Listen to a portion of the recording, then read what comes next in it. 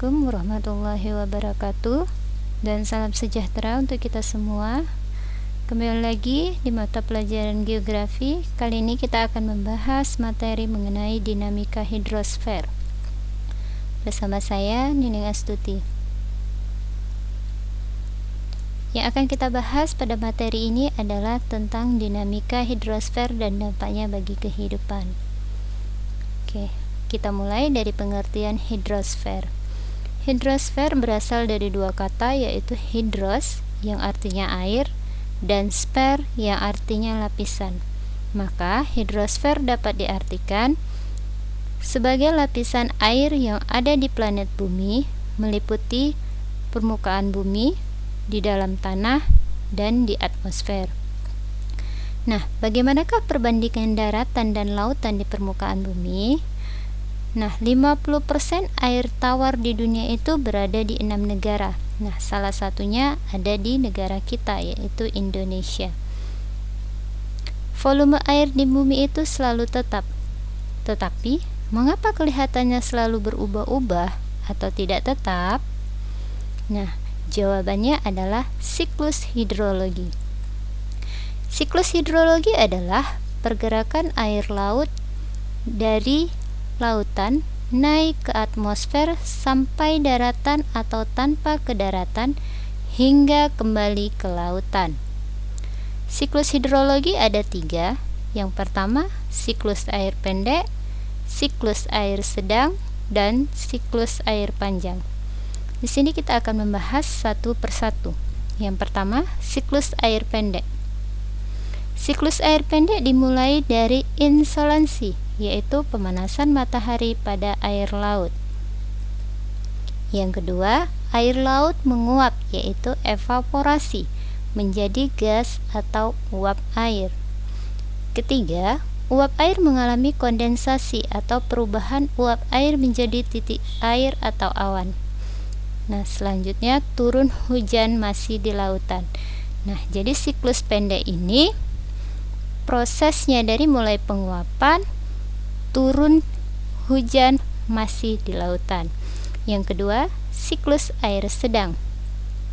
Dimulai dari insolansi, pemanasan matahari pada air laut, evaporasi penguapan, uap air mengalami kondensasi, kemudian awan terdorong angin ke daratan, yaitu adveksi, lalu turun hujan di daratan, air mengalir ke sungai dan kembali ke lautan.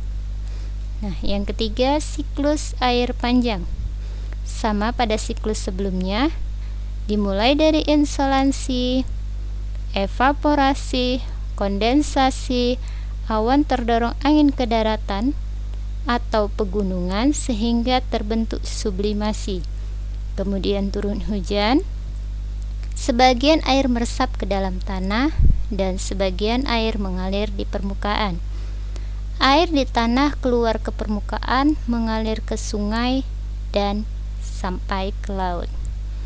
Nah, jadi secara umum tahapan dan istilah siklus hidrologi itu ada 9. Yang pertama, insolansi, proses pemanasan laut oleh sinar atau radiasi matahari. Yang kedua, evaporasi, yaitu penguapan pada lingkungan abiotik, sungai, laut, maupun danau. Yang ketiga, transpirasi, yaitu penguapan pada lingkungan biotik atau organisme. Yang keempat, evapotranspirasi, yaitu penguapan pada lingkungan biotik dan abiotik. Yang kelima, kondensasi, proses perubahan gas atau uap air menjadi titik-titik air atau awan.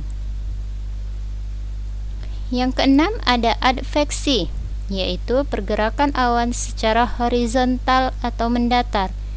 Yang ketujuh, ada sublimasi, yaitu perubahan awan menjadi kristal es atau gerak awan secara vertikal.